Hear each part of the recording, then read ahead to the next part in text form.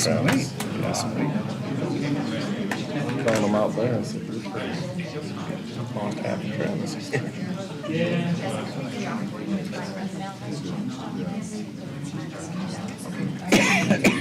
All right, good evening, everybody. Before we get started, I just want to make sure that everybody is aware that we will be looking at a consent agenda later in the meeting with additional appropriations and transfers. There is a copy of the additional appropriations and transfers on the back table if anyone would like to inspect those and make any comment on those at some point. Before we get started, I'd like to invite Steve Cox from Cornerstone Community Fellowship to lead us in prayer. Mr. Cox, if you'd like to come forward and stand over the microphone there. Right here? Let's pray. Father, thank you so much for another day that you've given us to live. Lord, thank you for the rain and the sunshine this time of the year, and we see the newness of life.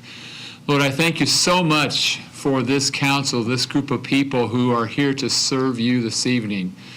Lord, there is a sacrifice in them being here. Lord, they could be home tonight with their family. They could be home watching TV. They could be out on the golf course. They could be working in their gardens. They could be doing a lot of things. But tonight, God, they choose to be here to serve the people of this community. I pray, Lord, tonight for the agenda that you have. I pray for clarity of those who would come and speak, that they would be well spoken and heard. I pray, Lord, if there needs to be good, hard conversation, that there would have that. But, Lord, the words would be chosen that would be used with grace and mercy and kindness. Lord, I pray for wisdom in this group, that, Lord, you would be there and you would help us to understand that every good thing we have comes from you. Thank you, God, for this time. I pray a blessing upon this meeting, and I ask all those things in Jesus' name. Amen. Amen. Amen. Thank you. I pledge allegiance to the flag of the United States of America and to the republic for which it stands, one nation, under God, indivisible, with liberty and justice for all.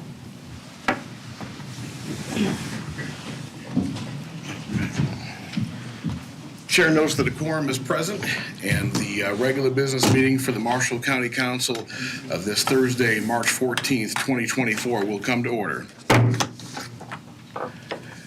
And we have two opportunities for public input during the meeting.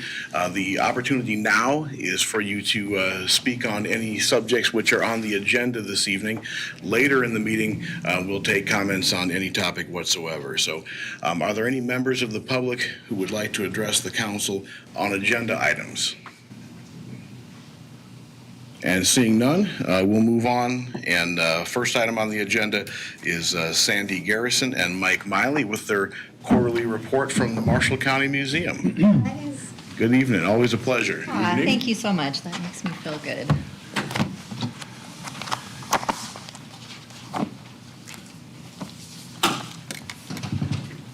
And as usual, you guys know the drill. If you'd state your names and titles for the record. I'm Mike Miley, President of Marshall County Historical Society. And I'm Sandy Garrison, Director of the Marshall County Museum. So in tonight's packet, you're going to see the museum's most recent newsletter, plus documents from the Historical Society December board meeting, and flyers from some recent programs. But I wanted to call your attention especially to the brown bag schedule. This year, we're actually taking some of our programs on the road. We really try to take seriously the call to be the county's museum. And so one way we work to make that happen is to get out of our building and get around to other places in the county. So our talk on Bremen this year will be presented both in Bremen and in Plymouth, and ditto with Culver. So we're planning to do the same thing with some other communities in the future. And I hope your Friday schedule will allow you to attend one or more of the brown bags this year. So along the same lines, trying to work throughout the county, we were excited in February to host the monthly meeting of the county firefighters. And we have a picture to show you. I was laughing because I didn't see the one that Sue had chosen, because it's just the guys sitting at the table. We actually had a lot of really good action shots of the guys looking at the exhibit. So you just have to imagine that before they were all sitting at the tables, they were looking at the exhibit. They toured that, and they asked us, Anita, our communications manager, for an encore of her PowerPoint about the exhibit. And we got to thank the guys for their service to the community and for their help in creating the exhibit. addition to the firefighters, this year to date, we've had 913 visitors and have logged 2,262.75 volunteer hours, and both of those are up from this period last year. Among other things, work continues on accessions, research, our long-range plan, and the award nominations we are invited to undertake. And we were also excited about two upcoming kids programs. One of those was today. It's called Covered Wagons. It's a hands-on activity about the pioneers in the move west. And that was done in conjunction with Tri Kappa and in support of the fourth grade history curriculum. Our goal with that also, this was a pilot today. This is a program that had been done in the past but hasn't been done for a little bit. And so we are hoping it went really well today. Mike can attest. We really put him through his paces because he was there with us today and here with us again this evening. And our hope is that we can take it through throughout the county in the coming year. We also have Kids Day coming up. There's a flyer about that in your packet. So we're also working on several new exhibits, and the story I have to share with you this evening is from one of those. It's called Marshall County and the Golden Era of Invention. The Harvard Business Review pegs 1880 to 1940 as the golden age of American invention. They explain that most of this activity was the work of individuals as compared to today when most inventions come from corporations. And the Midwest was quite a hot spot. Although their research showed that innovation tended to flourish more in densely populated areas where people could easily interact and had ready access to capital. But we took a look at Marshall County during this time period. We had numerous individuals file for patents. As part of the exhibit, we created a chart that would list all of the ones we could find. Can you go, Tori, there's one more picture before this one. There we go. We had numerous individuals filing for patents this time. This, if you can, I don't know how well you can see this. This is actually a patent drawing. So if you've never seen one of those, they're really quite interesting. So as part of the exhibit, we created a chart that would list the patents that we found during our research. And in an effort to include all the communities, we extended our timeline just a little bit through the 1960s because we want to include the Perdicks in the community of La Paz. But that brought us to a grand total of 91 patents from Marshall County inventors during that time period. And as you might expect, many of the patents had to do with the local economy. And so the one pictured here, this was for improved running gear for the railroad industry. We also have pictures, if you come and see the exhibit later, of improved bicycle running gear. If you remember from one of our previous reports, we talked about how Marshall County had a 10-year bike boom. So there were some patents during that time, as well as a patent for stronger, more flexible handles for agricultural shipping baskets. But if now we can scroll back again, if you would, Tori. Thank you. So I don't know if you guys can read this, so if you can read it, don't shout it out. Can anybody guess what this little machine does? This was my most favorite one in the whole group. And it's on its side because I think all of the documents were oriented this way. But this is actually a machine that was patented to more efficiently clean blackboard erasers. I just think that's the best. Isn't that what students are for? Yeah, that's what Sue said. One of our gals is a teacher. She goes, I guess they hadn't invented third graders yet. So, but I just love that. And the drawings are really quite beautiful, so it's been a lot of fun to work on. The exhibit was actually inspired, I don't know if you all saw this, by the CMA historian's article for the pilot, where he talked about Plato as actually being the creation of a CMA grad. So we thought that was really cool, and that was what gave us the idea for the exhibit. And we also took inspiration from Hoosier Tire's win for the coolest thing made in Indiana. We have a window that's going to be featuring that too. So it just goes to show that the creative spirit is alive and well here in Marshall County. And we'll hope you'll come and see the exhibit later this year when it opens. And I thank you for your attention this evening, and I'm happy to answer any questions about the report. Thank you. Thank you. Thank you. Well, thank you guys for all your support. We really appreciate it. You'll notice Sandy talked about a lot of kids programs, student programs, and we feel really strongly that that's the way we get people involved in history, is bring them into the museum and make them proud of their communities and things like that. So you're going to see more and more outreach to students and children. So if you got any ideas for programs for students, let us know. Appreciate it. Thank you. Right. Thanks, you guys. Thank you, guys. All right, up next, we have Crystal King with the Child Evangelism Fellowship, just bringing some awareness to what their organization is doing. Welcome.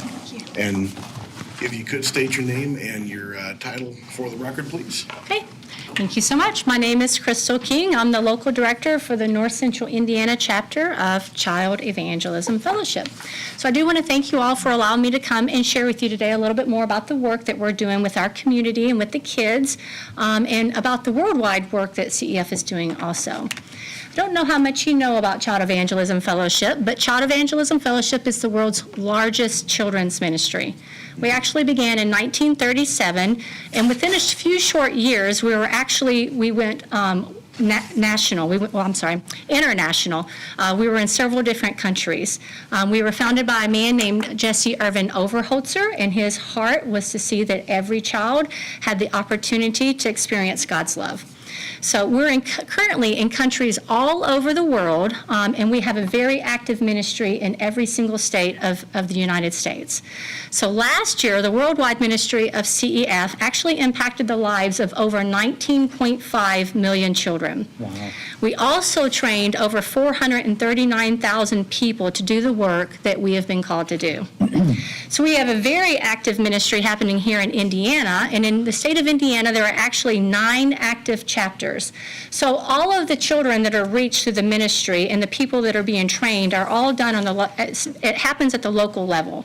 So to become a chapter, an area must have a committee of 5, and then hire in a missionary director to oversee the ministry outreaches. And so I happen to get to be the missionary director at this moment in time. So our chapter, as I said, is the North Central Indiana chapter, and we get to oversee the activities and the outreaches in 6 counties.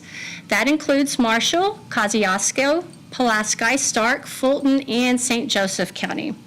So it's our desire to help meet the physical, emotional, and the spiritual needs of the children in our community, and we do this by enlisting and equipping and encouraging qualified leaders to fulfill the purpose of CEF through our various programs. That's why we're actively involved in all of the training too. We have our primary ministries are the Good News Club and the 5-Day Club, but we do have some secondary ministries such as Christian Youth in Action, Camp Good News Club, Party Clubs, the JU Connection, and then also our Fair Ministry. So I just want to take a few moments and highlight 3 of our ministries today for you. We want to talk to you about the After School Good News Club, our Summer 5-Day Club, and then our Christian Youth in Action teen and student training program. So the Good News Club actually meets inside the public schools. It meets from anywhere from 6 weeks up to 30 weeks. It just depends on the group of volunteers that have been enlisted to be able to go into that school. But it's a nurturing, a welcoming, it's privately sponsored, it's an after-school enrichment program.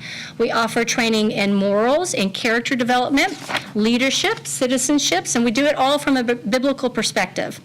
We do this using fun activities, projects, songs, stories, and games. All children are welcome to attend the Good News Club regardless of their religious beliefs, and then we also, attendance is free. So we don't solicit donations from the students or from their families or from the schools. So the way we get our volunteers staffed is we partner together with a local church near the school, and then the church gives the volunteers, and then those volunteers are trained, and then they go in, and they're the ones that provide the mentoring and positive character development to the children in that elementary school. As I said, it meets inside the public school from 6 to 30 weeks, depends on the availability of the volunteers.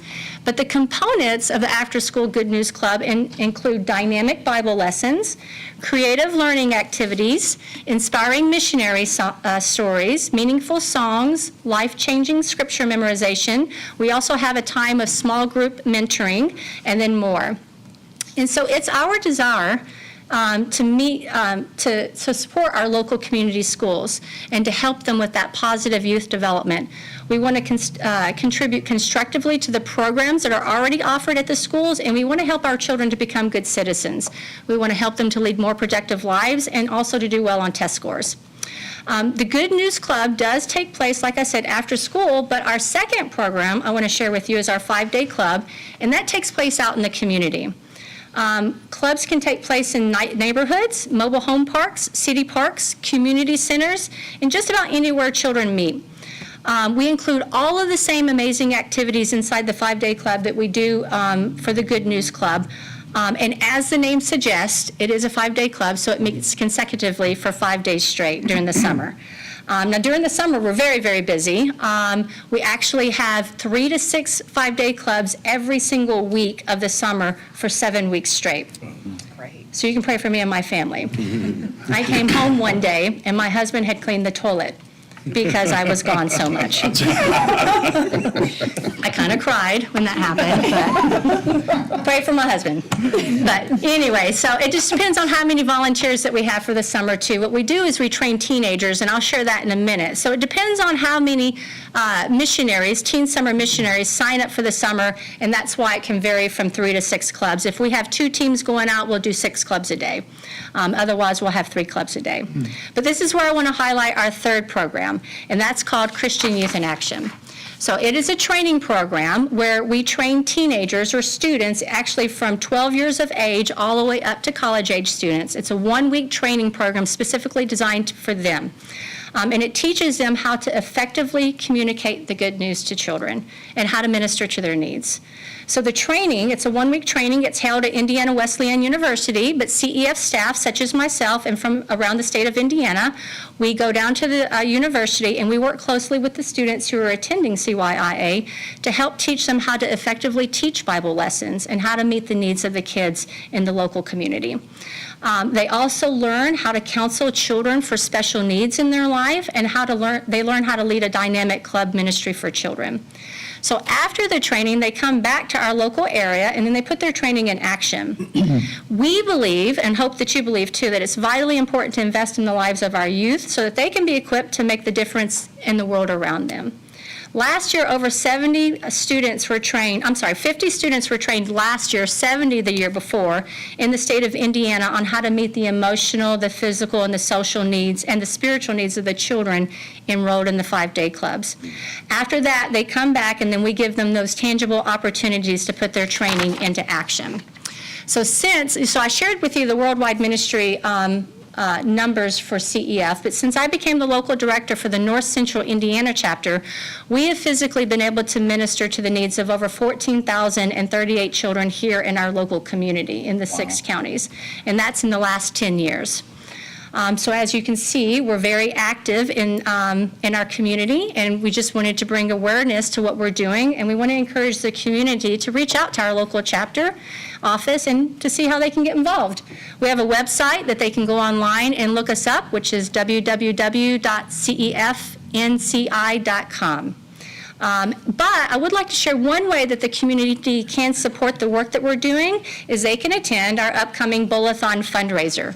It's our 3rd annual Beautiful Feet Bowl-a-thon. It's going to be held here locally at Quicks Lanes on April 6th.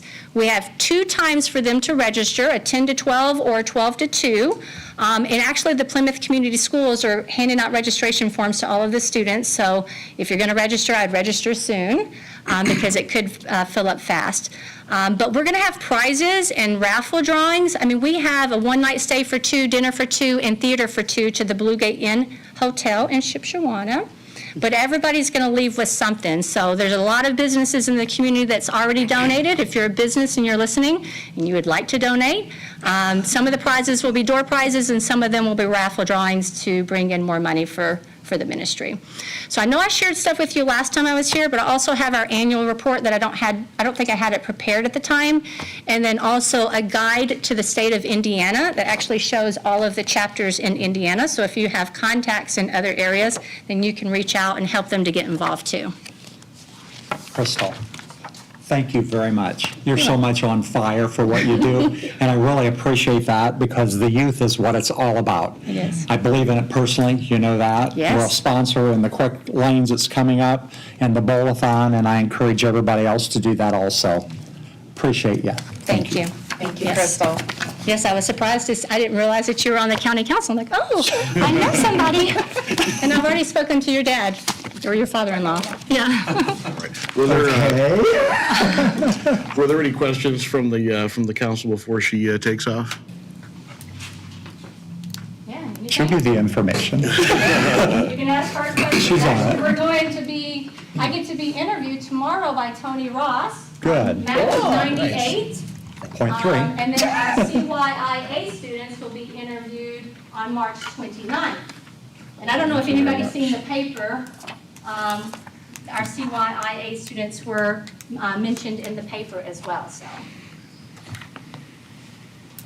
The pilot news. Thank you.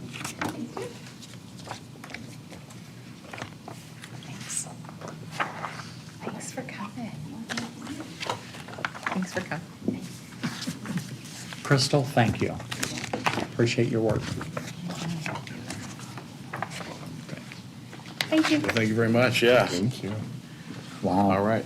Up next, we've got Ty Adley from the Planning Commission and BZA to give the 2023 annual report. Welcome, Ty. Howdy. Would y'all like another copy of the annual report, or still have the last one?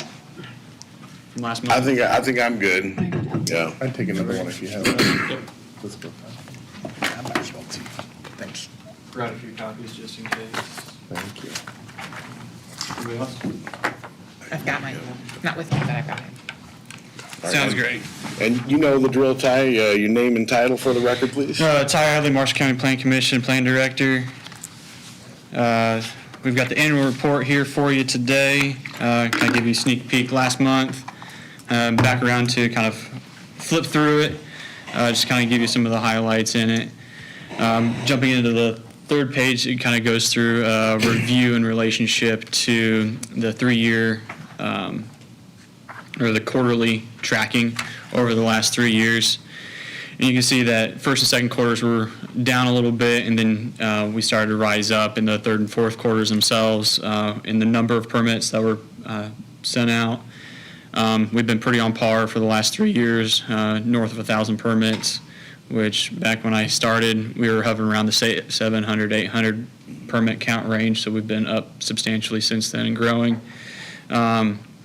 But we're up substantially in permit valuation. Everybody kind of understands where that's coming from for the most part, is the costs of everything anymore. A second portion to that is we had several large projects last year, namely in Southwire up in Bremen. They're doing a massive expansion on the other side of the road, and so there's a lot of value in that. As you kind of flip into the next pages, it gets into the 15-year comparison and what that all begins to look like. And over the last 5 years, we've been averaging about 1,050 permits per year, which is pretty crazy in relationship to going back several years ago. We were creeping around the 300 mark. In that same time frame, we've picked up actually the permitting itself in its entirety from all of our member communities, including Culver, Argus, Bourbon, and Bremen. We don't have any relationship with the city of Plymouth. They house all their own permits, all their own planning commission, BZA cases, all those sorts of things. So all of that's held with them locally. We have nothing to do with it. And then getting into the next bottom of this page and the following page, it breaks down everything by jurisdiction, just to kind of give you an idea of where are all those permits going and what kind of permits are going where. 56% of the permits in Marshall are being done in Marshall County outside of the 2-mile jurisdiction. Everything within the 2-mile jurisdiction goes to that municipality. The municipalities are essentially breaking down, Culver having just shy of 20%, Bremen right about 10, and then Argus and Bourbon are sitting about 7-8% each. As you continue to go through the next couple of pages, you can kind of take a look at permit evaluations and permit numbers over the last 3 years, and that's by category, by permit type. And that gets all the way down to 2 years ago, or 2 or 3 years ago, however you want to cut it, in 2021. We had 11,000 permits, just a touch over. We went down to 1072, and we're back up to 1098. So we're hovering right around that same mark. But permit evaluation has changed drastically from 2021 being $70,000 or $70 million. We're up to $145 million. So it's quite a substantial increase. And again, a lot of it's going to be in relationship to the cost of business, but also there are several large projects that have been going on as well. Next couple of slides, you kind of get into the BZA case count. We are down in cases from 22 to 23, but in what's happening in April, April is going to be a massive takeoff of 12 cases next month. So in 2 months, January or February, March, we only had maybe 4 cases in total. We're going to triple that in one meeting. So it's very ebb and flow depending on when you get into different projects, and especially when you start getting the itch with good weather, everybody wants to do a project. Then getting into planning commission cases, going from 2022 to 2023, we had a large case differential there, and we're continuing that same trend of having several cases in 2024. Violation report, we're able to stay more on top of our violations cases, keeping those things rolling on a more consistent basis rather than waiting every few months or 6 months to be able to make touches to make sure individuals are cleaning up their property. Basic financial report, work program, what we were able to accomplish in 23, and then getting into our work program report in 2024, which includes getting into battery, figuring out what's going to happen with solar, as well as getting in ideally into communication towers. There's been some interest in billboards, especially nationally, with a lot of billboards changing from the traditional style of what many of them are now to a digital-based billboard where you're able to rotate through, and there's a lot of First Amendment aspects with that. And so it's a very convoluted portion where several places across the nation have been taken to Court of Appeal, Supreme Court. And so making sure we're trying to stay up to date with those without any violations of First Amendment rights. As well, there's been a recent interest in carbon sequestration, carbon capture, however you want to dice that one. So that'll be another one we're looking to add into it this year. That pretty much sums up what's happened in 23 and kind of the cursory review and what we're getting into in 24. Question for you, Ty. Yes, sir. So if a permit is issued out into the county for a house to be built, is there still like a 24-month deal on that from the time that permit is issued to that completion within a 2-year period, or is that changed? Right, you got 6 months to start construction, 2 years to finish. Okay. And pretty much if somebody just wants to put a building on bare land, that there are restrictions with that also, correct? Yeah, there can be. You could have environmental restrictions, setback restrictions. If you're putting septic into it, there may be complications with that depending on your soils. But in general, you can usually put something on your property. The question is that something going to fit? The permitting, like for roofing, Yep. how is that working out? I mean, since they have to apply for those permits to actually do the roofing, if there is a problem with that, is there any teeth in that, or is that not? So if someone has a license to install a new roof, A registered contractor. a registered Okay. contractor, Yep. and then there gets to be a problem with that roof, is there any basis for that person to go back to? Is there recourse or anything Yes. like that? You'd be getting into a difference between workmanship Yeah, and meeting code. Meeting code, you can look at contractor registration, the bonding aspect to that. But it's like building a house. You can build a house to code, but it may not be the prettiest house. right. So that'll be two different portions to that. So after that permit is issued and the new roof goes onto that house, does someone then from your agency go out there and to look at that job afterward then? I believe he likes to look at the ice and water shield as one of the big Okay. portions to that.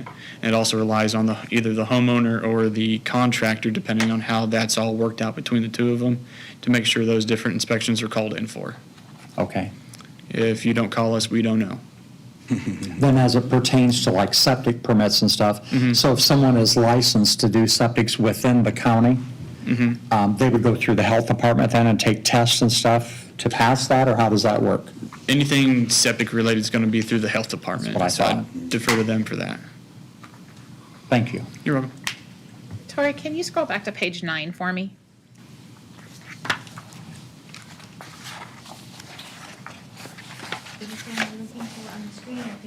Nope, that's it, that's it. Ty, tell me what's going on with large solar for 230,000.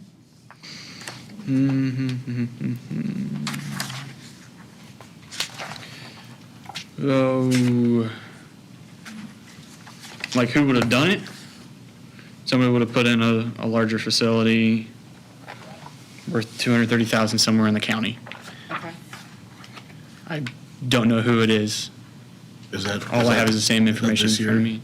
Was that last year? That was last year. That was This is last year's 21. report. In That'd be 21. Or was that was 21? 23 would be last year, which would be your left columns. Okay. 22 in the middle, 21 on the far right. Okay. Yeah, that could have been Bremen in 21, right? Yeah, that's right. It could have been. Strong I didn't see possibility the for numbers, that so I was one. just like, what's that? And so 10,000. if indeed it was Bremen's project for IMPA, that would be under Bremen's permitting authority, those sorts of things. We just have the building permit and the inspections. So as far as how, where, what style, all the different development standards, that would be all under their own book. Okay, It wouldn't have anything to do with the county's book. yeah. Could you give us real briefly just a 50,000-foot overview on, I know these two things are kind of in process right now, but where do things stand right now with solar and battery as far as timeline and that sort of thing? Gotcha. Just make sure I try to make it all. So in terms of solar, right now the recommendations have gone before the county commissioners. They've adopted it they've accepted it in first reading, and under the second reading, they did not take action. They haven't taken action yet, and so right now I'm waiting to see what the commissioners elect to do. It's their ordinance at the end of the day, whether they want to approve it, amend it, deny it, or not take action. It's entirely up to them under Indiana code. I'm just simply waiting to see what they wish to do. If they wish to make amendments to it, it'll go back to the planning commission, or they recommend to deny it, it goes back to the planning commission. It kicks in a series of 45-day requirements, those sorts of things, in order to get it in front of them. And then depending on what the planning commission does with it, it may or may not go back up to the commissioners. Okay. So relatively short for that one. Getting into the 90-day aspect, you'd be looking at roughly April 4th or 5th, depending on when you consider it to be day one. Okay, so basically, if my understanding is correct, if the commissioners do again what they did last time, which is to not take action on it, the new ordinance, which was written by the planning commission and the you folks over there, that would go into effect on April 4th or 5th? Correct. Failure to take action would kind of fall into that last category, where it would take effect, yes. And then getting into the battery, we made an initial proposal and provided about apparently 70 minutes of presentation. And at that point, they took a 2-month tabling to be able to provide additional research into that. I was given some categories to research into, not only from the planning commission side, but from the members of the public. And so we'll be looking into those, and we'll be touching base in March here in 2 weeks, trying to keep my days straight. Okay. And the planning commission may give me a couple additional topics that they've researched and have an interest in me doing some additional research into. And then we'll be presenting all that back to them and kind of opening that case back open again in April. Okay. And then at that point, they could table it again to take that additional research into advisement, and then make a determination, or they can make a determination at that meeting. They could kick it back and say, hey, we want you to take a look at these topics and give us 3 options that they can move forward with. Okay. So it looks like, again, from that 50,000-foot view, that things are moving forward very quickly on solar, and on the battery side, it's a very dynamic situation. I wouldn't necessarily say solar's moving forward at a quick pace. It's 90 days of not a lot of action. And so if it were to have been passed and suspend the rules and pass on all 3 readings, that I would consider that fast. Right. But yeah, we're kind of at a standstill a little bit with battery, just doing some additional research, those sorts of things, but also trying to make sure we're mindful of the moratorium, as well as whether or not should there be a desire to extend that moratorium as well. We've got to make sure all those deadlines are met, otherwise you begin to opening doors, those sorts of things. Okay. So trying to make sure we're respectful and mindful of all that, as well as all the public input and taking that all in consideration. Perfect. Any other questions from the council? I've got just one more thing. On BZA, how many folks are on the Board of Zoning Appeals? 5. 5. So you've got, your quorum is 3, right? Correct. Okay. What is your current practice when someone is absent? It would be to call on one of the alternates. Okay. And who decides who those alternates are? The alternates are established in the beginning of the year when the board reorganizes. The board votes on that then, or? Yeah, on who the alternates are, and it's usually every available alternate that doesn't hold a elected or appointed position. Okay. So you couldn't sit on school board or Alternates council. are supposed to be appointed by the appointing bodies. The alternates are supposed to be appointed by the So, appointing For bodies. instance, the county council Uh-huh, has a member. correct. They also appoint their own alternate. They appoint their own alternate. Yes, sir. Okay, I'd like to talk to you a little bit more about that then. I see 3674-907. Yeah, we don't We necessarily can need. talk about it after. Yeah, we don't necessarily need to resolve that tonight. It seemed weird to me, so we looked into it a little bit, and if we can follow up about that, we just want to make sure we're doing everything that we should be doing, so, Yeah, if something came up, I would yeah. love to know rather than on the Yeah, spot. That'd be great. and I hate to ambush you about it. It just came up today, and I didn't, Okay. Yeah, so we can definitely hash that out afterwards, but, yeah. And Counselor, what was that? 3674-907. 907? Yeah. Okay. We'll take a look at that. All right. Anything else from the council? As always, very thorough. Thank you. You're welcome. And, yep. Y'all have a wonderful evening. All right.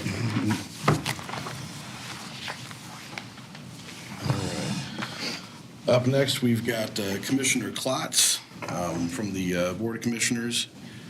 Come on up, Stan.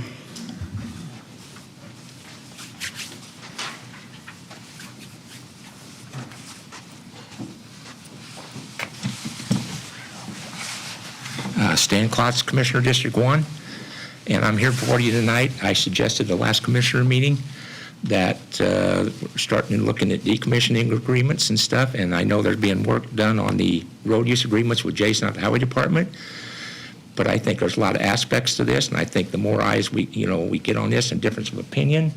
We have multiple attorneys here in the county that work for various boards of the county that could be affected. So in your case, I've suggested that if you guys are interested, have your attorney put some notes together, and because there will be a financial aspect to this also.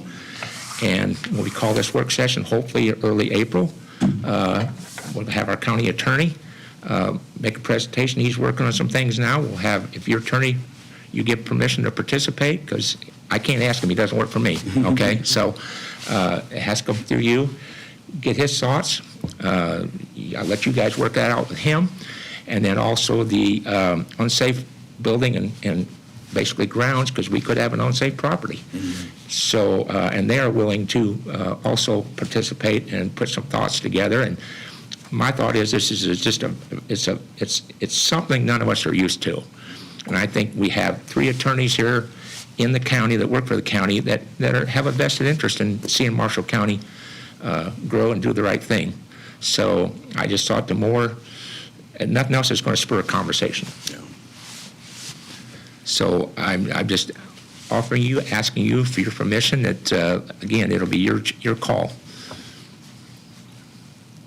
Thoughts from the council? Any questions or comments? I think it would be an excellent idea.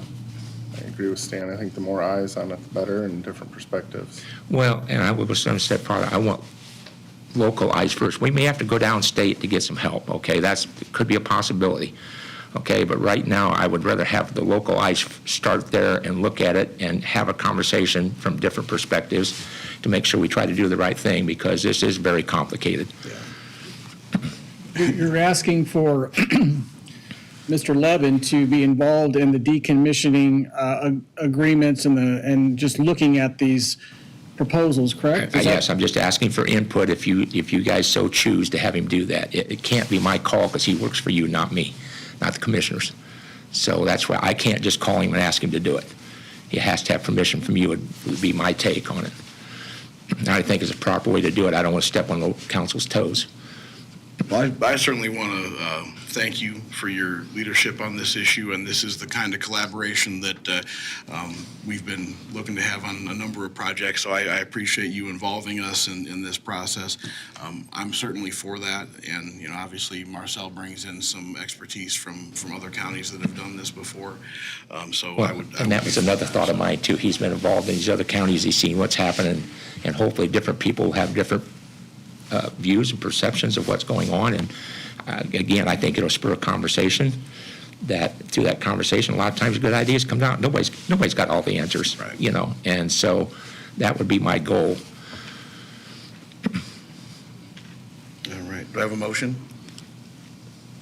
I'll make a motion to suggest Marcel Levin represent the county council in the decommissioning agreement and the construction and input thereof. Can I say it would be just it would not necessarily do the agreement, but it would be part of the discussion. Okay. Okay. Okay, So so- the county attorney would have to want to do the agreement, or unless we go outside.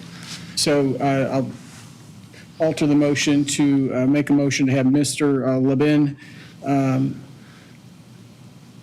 serve as a consultant advisor in the agreement, I'm sorry, in the discussions of Yes. the decommissioning.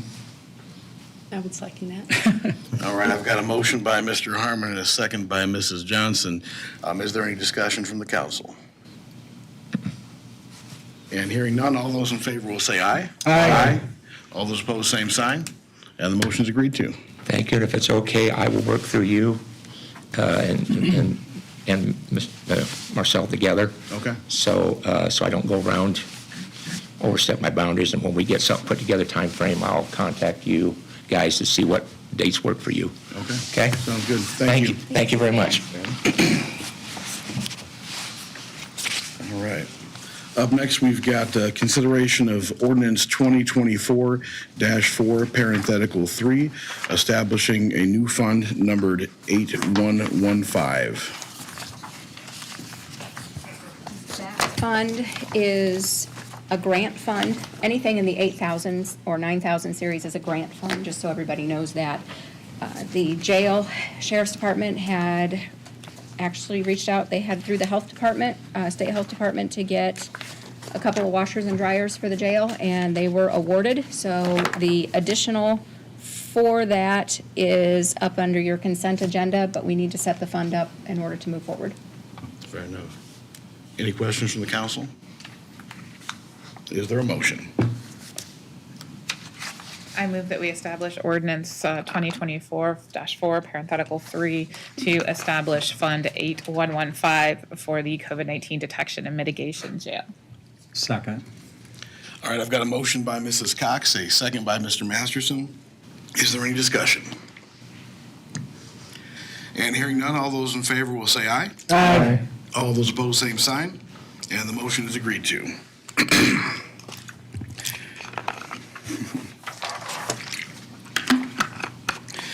And up next, we've got the consent agenda. As I mentioned at the beginning of the meeting, it has been our practice to, excuse me,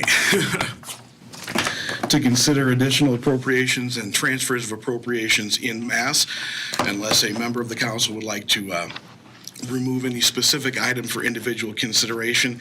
Again, we advertise these in the paper as required by law, and then we also make sure that there is a copy of the additionals and the transfers at the back of the room. So is there any member who would like to remove an item for individual consideration? And hearing none, I'll entertain a motion. I move to approve the consent agenda as presented. Second that motion. I've got a motion by Mr. Falstich and a second by Mr. Patterson to approve the consent agenda as presented. All those in favor will say aye. Aye. All those opposed, same sign. And the consent agenda is approved.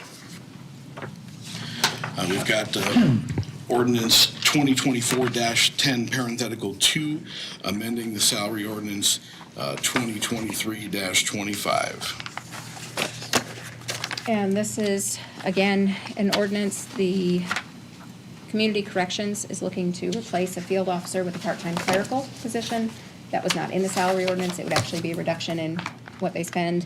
And the Probation Department, those are state mandated wages. As they hit certain milestones, they get increases. So that is what the other part of the salary ordinance is. All right. Any questions? Is there a motion? So moved. I'll second.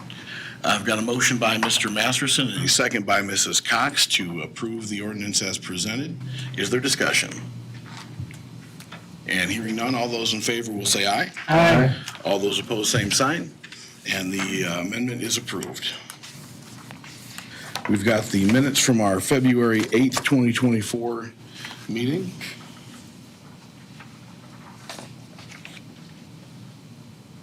Is there a motion? Motion to approve. Second. I've got a motion by Mr. Masterson and a second by Mr. Patterson to approve the minutes as presented. Is there any discussion? All those in favor will say aye. Aye. All those opposed, same sign. And the minutes are approved.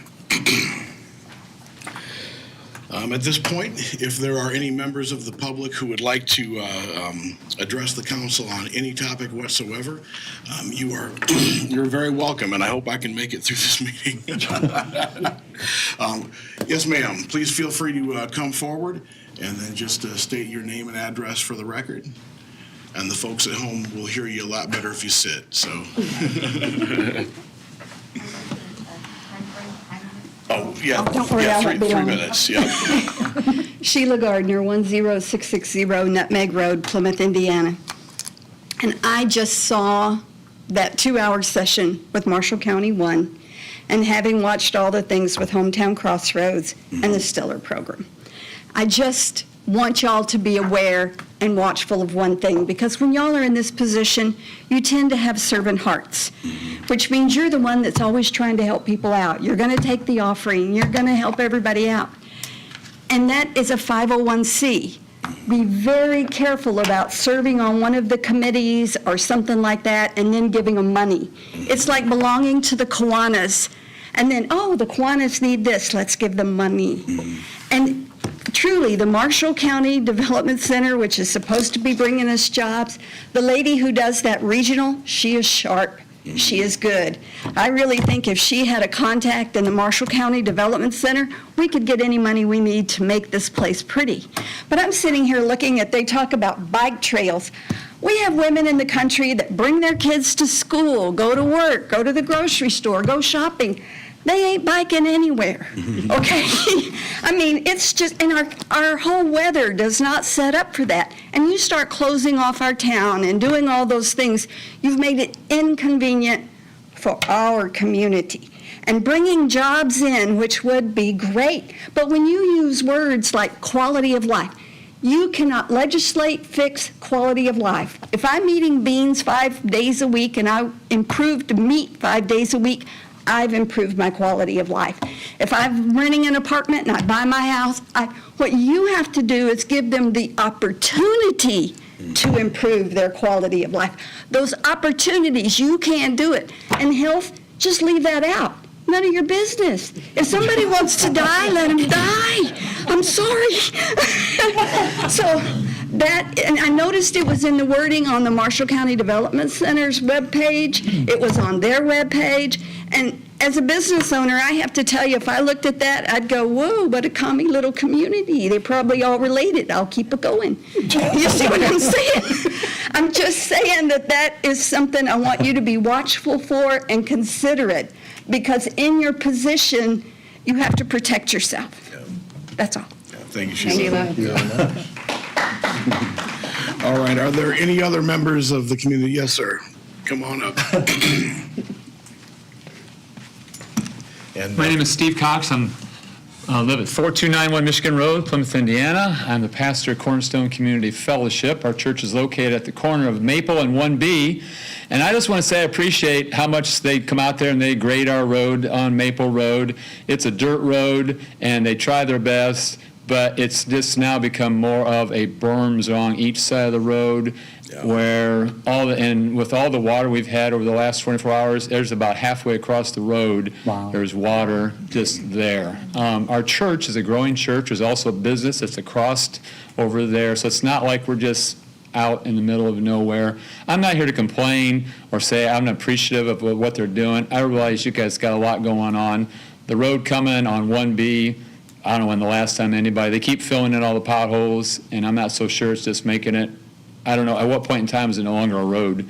It's just kind of so anyway, all I have to say, thank you for taking care of what you guys do. If there's some way that we can maybe address that and make that a little more usable, and I don't know what the answer is because I realize you got a lot of roads and everybody else, and I realize you guys are taking care of the roads. I get that, okay? But I'm here and this opportunity, so I'll take leave my pastor's hat on and say thank you for doing what you do. And that's it. Thank you very much. All right, thank you, sir. Thank you. Anyone else? I have texted Jason about that road, and he has told me that he has plans to fix. He's got something that he said is an experiment, and he wanted to try it on that road because it would be a perfect experimental road. But I haven't seen any action, and we've had communication. I think it was last fall when I texted him because they were out filling the potholes again, and I was all excited because I thought the experiment was happening, and it didn't happen. It was just filling potholes, and I was pretty bummed. So I texted him again, but I can reach out to him, and I know we have a road committee. We have a if you meeting guys on will, Tuesday. perfect. If you'll address it, that'd be fantastic. Ironically enough, I was at a funeral today and somebody complained about 1B Road in Bremen by the state police being filled with potholes and being a dirt road. So I wondered if he was talking about the same road, but I believe that's another one. If you It's want to add out of to your Settle list. has. All right. Any other members of the public wish to address the council? All right. Council members, anything for the good of the order? Say thanks for being here tonight. Yeah, thank you. Thank you. The only thing that I will bring up, just as a reminder for the members of the Highway Committee, we do have a Highway Committee meeting out at the Highway Department on Tuesday at 9 a.m. And if someone will remind me that day to bring up Mr. Cox's topic, we'll talk about that. So, is there a motion to adjourn? Make the motion to adjourn. I'll second. I've got a motion by Mr. Patterson, a second by Mrs. Johnson for adjournment. All those in favor will say aye. Aye. And we are adjourned.